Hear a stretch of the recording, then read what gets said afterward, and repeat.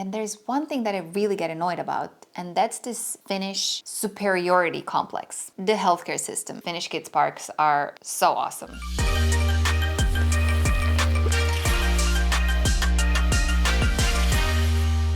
Hey, it's your girl Anna, and welcome to another Tootsie Blabber video. It's been such a long time, and I'm so incredibly thankful for all of you who have been following me. It's been 6+ years now this year, and I just can't believe how fast time flies. I've been absent for a couple of years, as you know, motherhood and life, but I'm so excited to be back. I came to Finland as an exchange student from Croatia, actually from Slovenia, where I've studied my master's studies. And then I met my husband, then it was my boyfriend in Rovaniemi, where I did my exchange studies. I built my life here. I grew here as a person. I literally haven't worked anywhere else but in Finland. I've spent 1/3 of my life in Finland. So today I'm gonna be sharing all the things that I've grown to love in Finland and all the things that I just haven't gotten used to in Finland. And I know that for some people this might be a bit like uncomfortable to hear, especially for Finns. I mean, I understand. It will be the same for me probably hearing about Croatia or not. I'm just gonna be talking from my own perspective. I'm coming from a different culture. I have different values in life. I had different upbringing, and all those things have shaped me into who I am and what are my thoughts today and how I think and live my life. And according to those and my honest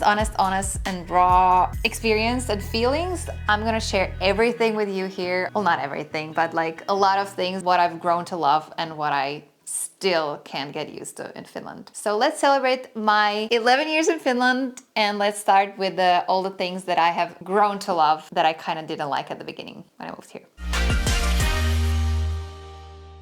Silence. I used to find it very awkward, and now I'm like craving for it. It's not that I really love it, but I do need silence. I notice it when I go abroad, anywhere abroad, because Finland is so unique with its silence. When you go on a bus, it's silent. When you're in the elevator, it's silent. When you're just walking on the street, it's just silent. You know, people are not loud. People are not talking as loud as I am right at this moment. It's just something that I really respect, and I adore it now. The obsession with nature. I'm Croatian, and I'm coming from a country where I believe people do not really understand how beautiful our nature is. Versus in Finland, people really appreciate it.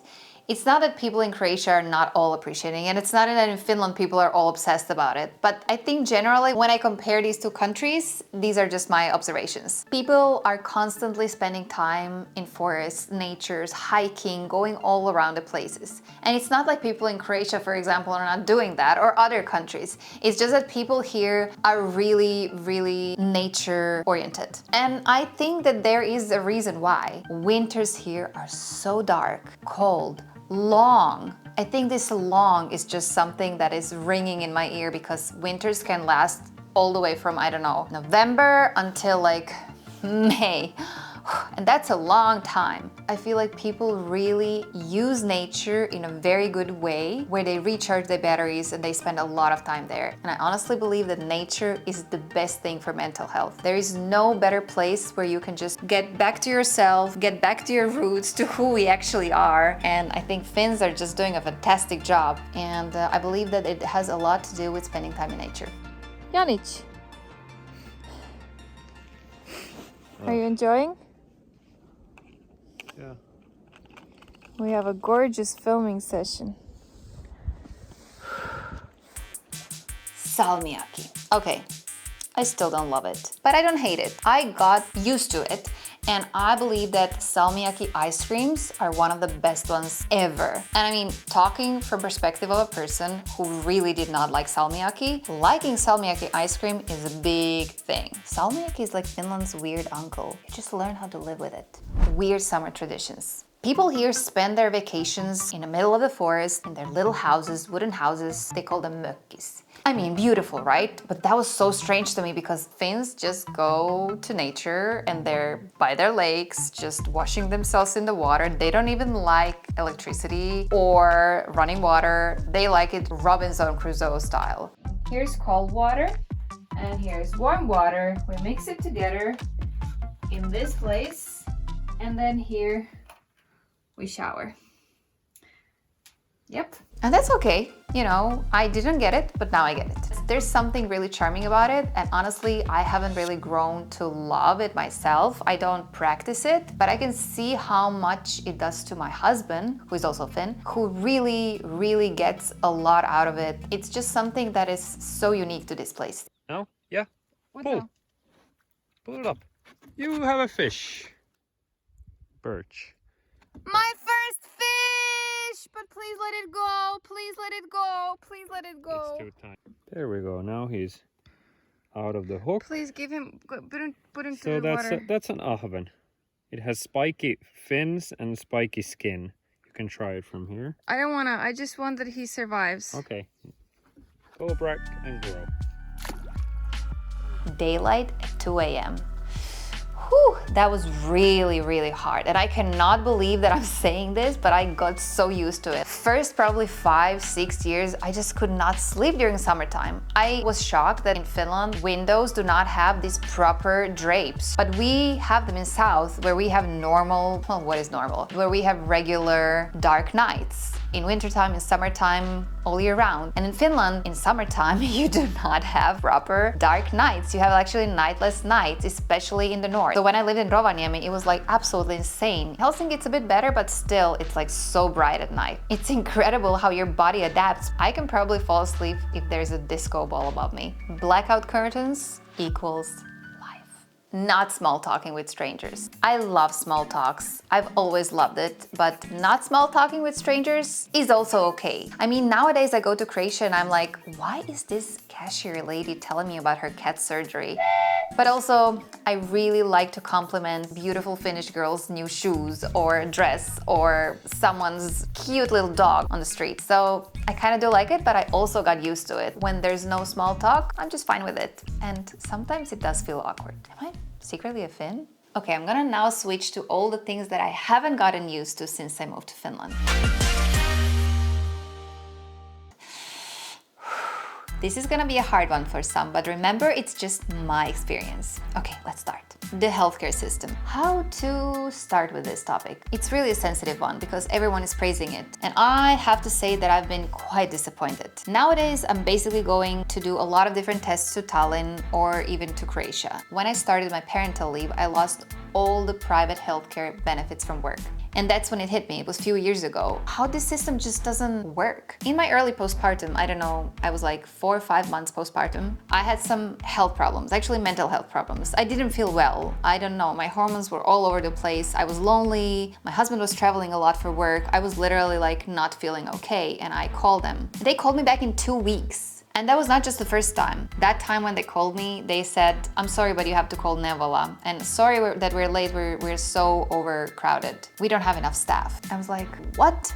Meanwhile, I booked some healthcare from abroad, from Croatia. I had a private call with my therapist and, you know, I did all the right steps, but I'm thinking, what about these women who are not able to do that? Also, I've had a lot of different kind of health issues throughout these 2 years, and it's been always almost the same. It's been a lot. And if you want to go to private healthcare, it's just so expensive. If you do not have it covered by your work, it's just a lot. I think that it's great that public healthcare system in Finland is free. That's amazing, but it does not work in the way that it should.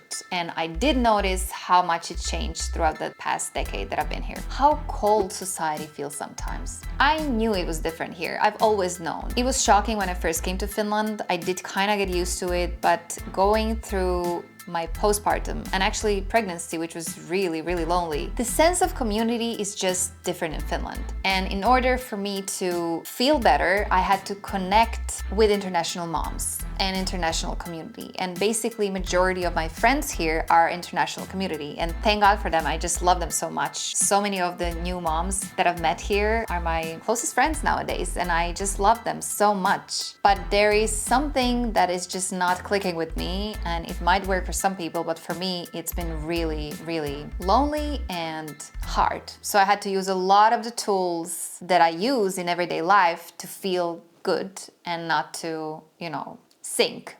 Racism. Yep. It's still there. It's always there. I mean, it's in every country in the world, right? But there is also racism in Finland. And I get a lot of questions about that on Instagram, on YouTube. It's been a topic. And you know, I'm gonna be just honest with you. Yes, there is a racism in Finland. They're subtle sometimes, and sometimes they're straight up rude. And there's one thing that I really get annoyed about, and that's this Finnish superiority complex.